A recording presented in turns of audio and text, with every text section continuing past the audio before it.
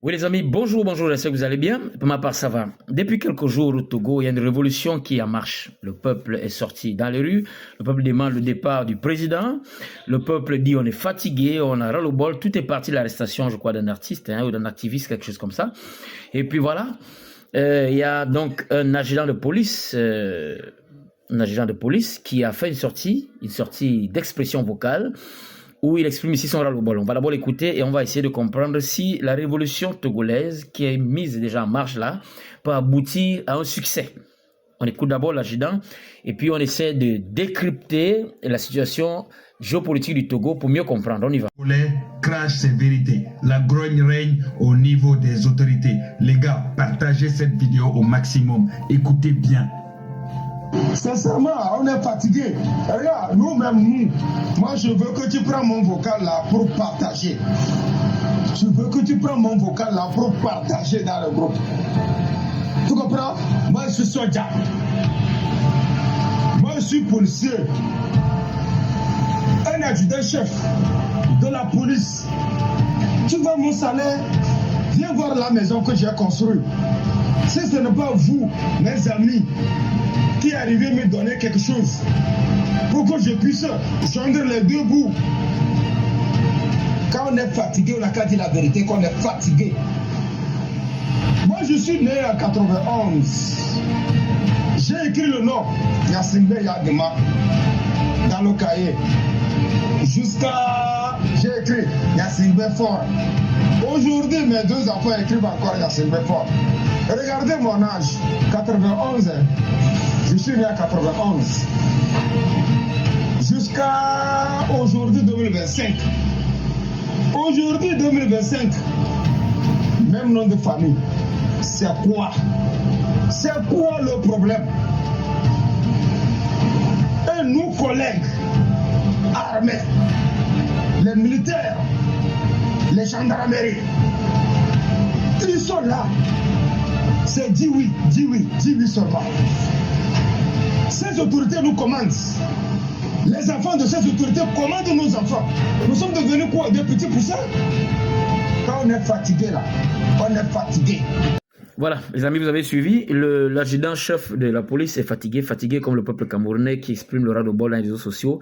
Ils veulent enfin vivre. Et le monsieur parle ici des salaires qui sont très bas, la souffrance, la galère et tout ça.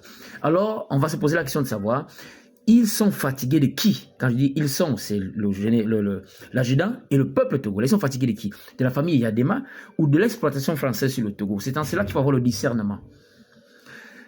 Toute révolution n'aboutit forcément pas à la libération. Toute révolution peut aboutir à un apaisement, mais pas forcément à la libération.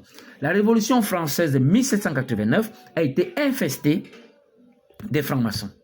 Les francs-maçons ont phagocyté toute la vie politique française jusqu'à aujourd'hui. Les Français eux-mêmes ne sont pas aussi libres que vous le pensez là. La révolution libyenne a été infestée de mercenaires provenant soit de l'OTAN, soit du Qatar. La Libye a connu un apaisement mais n'a pas été libérée.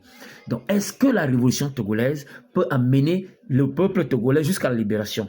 Ça pourrait être très difficile. Pour qu'une révolution amène à la libération, il faut des leaders visionnaires.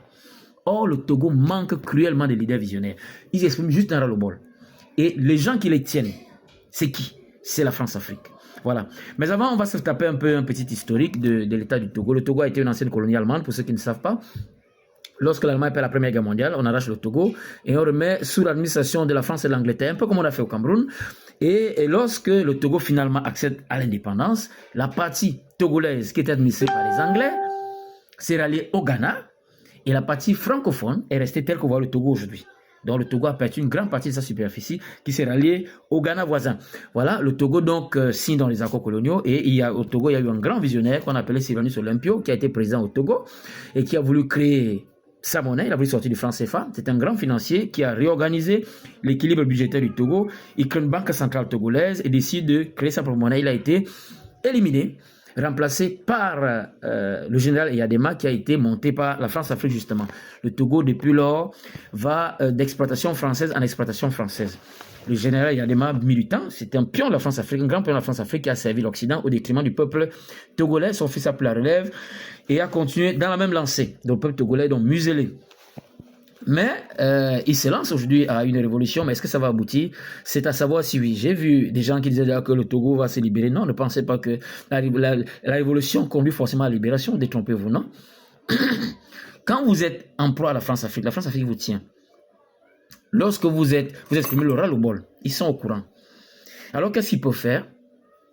Ils peuvent, sachant que leur mercenaire est déjà mal aimé, il est déjà impopulaire, qu'est-ce qu'ils font? Ils montent quelqu'un d'autre qui viendra continuer le travail de leurs mercenaires.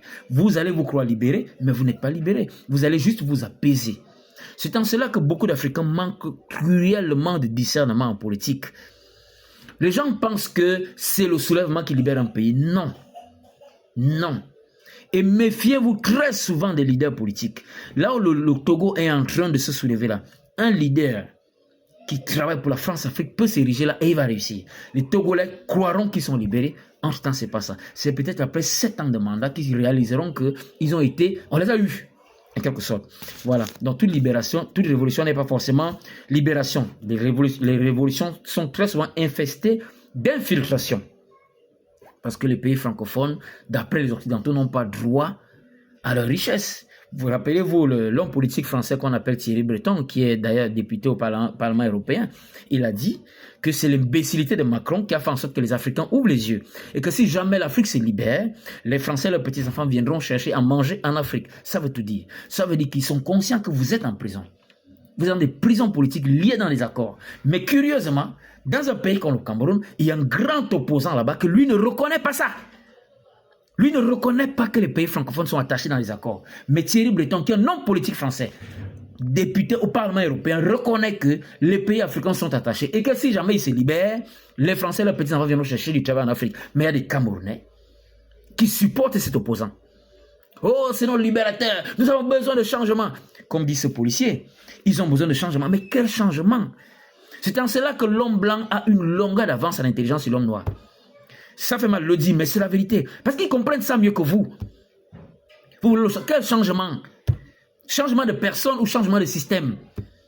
Si vous changez de personne, vous allez continuer à vivre des mêmes misères, voire même pire. Alors ce qu'il faut changer ici, c'est le système. Soutenez les candidats qui sont pour la libération de l'Afrique contre l'impérialisme occidental, contre la France-Afrique. Tout candidat politique qui ne peut pas critiquer les manœuvres de la France en Afrique, c'est un très mauvais candidat pour l'Afrique. Et malheureusement, dans un pays comme le Cameroun, la plupart des opposants sont avec la France. Parce que justement, dans des programmes scolaires, on ne leur a pas appris ça.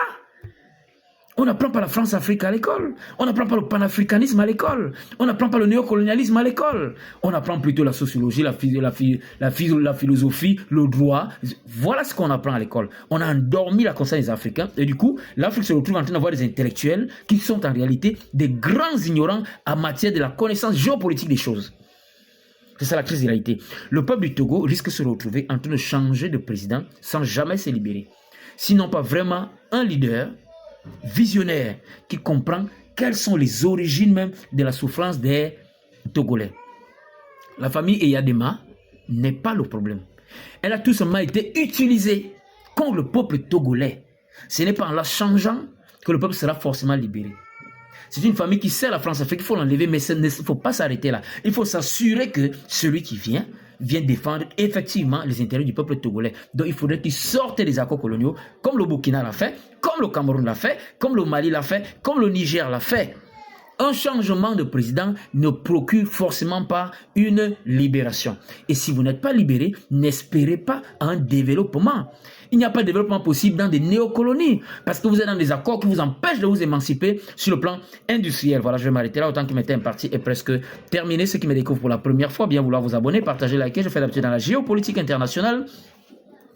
Je fais dans l'éveil des consciences et quelquefois dans les affaires matrimoniales. Comme je l'ai souvent dit, si je n'ai fait que parler, c'est pour vous que je parlerai. Ma bouche sera la bouche des malades qui n'ont point de bouche et ma voix, la liberté de celles qui s'affaissent. Au cas du désespoir, je reprends ici la célèbre phrase de Messier au Martiniquais dans le cas de retour au pays natal en ces thèmes dont je vous laisse et vous souhaite de passer une très bonne journée et nous revoilà la prochaine vidéo.